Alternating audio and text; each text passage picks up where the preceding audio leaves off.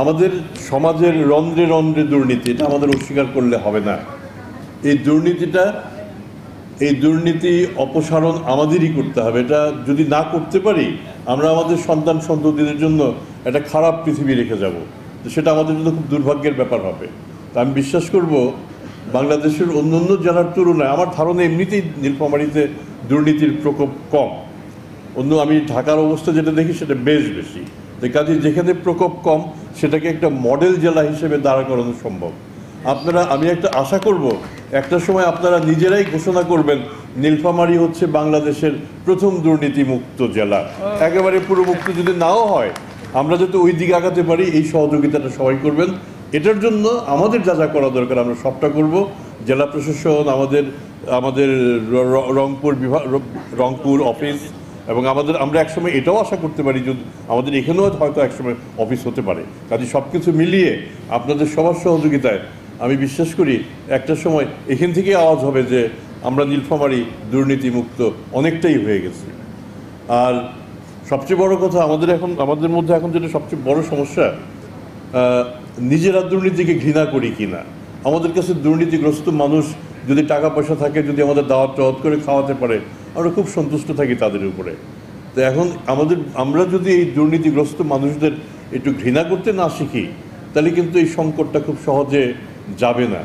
তো এটা আপনারাই শুরু করুন যে ঠিক আছে, আমরা দুর্নীতিবাজদের অ্যাভয়েড করব, তাদের এড়িয়ে চলব। তাহলে একটা সময় হয়তো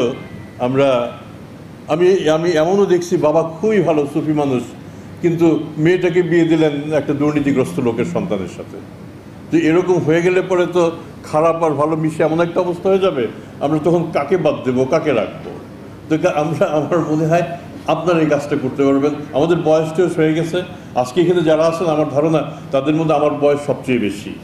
তো কাজেই এই বার্ধক্যে এসে আমি যদি একটা ভালো নীলফামারীর স্বপ্ন দেখতে পারি, এটা আমার জন্য একটা বড় ব্যাপার। আমি সেই ক্লাস 3-তে যখন পড়ি 1965 সালে, সেই সময় নীলফামারীর লোকের কথা বলেছি, যিনি স্বর্ণালঙ্কার পেয়ে ফেরত দিয়ে এসেছেন।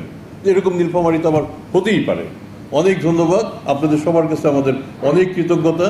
আমাদের এই ভবন ব্যবহারের সুযোগ যারা দিয়েছেন, জেলা প্রশাসন, পুলিশ প্রশাসন, আমরা সবার কাছে আমাদের কৃতজ্ঞতা। এবং বিশেষ করে এখানকার যারা সুধীজন, সাংবাদিক তারা এখানকার ভালো কাজগুলিকে তুলে ধরবেন, এবং আমরা তাদের অব্যাহত সহযোগিতা পেয়েই আসছি, এবং এটা ক্রমাগত চলতে থাকবে। অনেক ধন্যবাদ। জনাব মোহাম্মদ সাইফুল কি সত্য করেছে?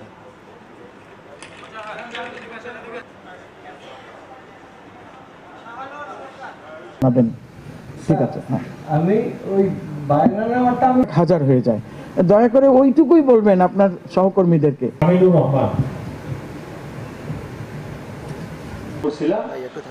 মানে বাইরের সাউন্ড যাতে পায়, সাউন্ড যাতে পায়।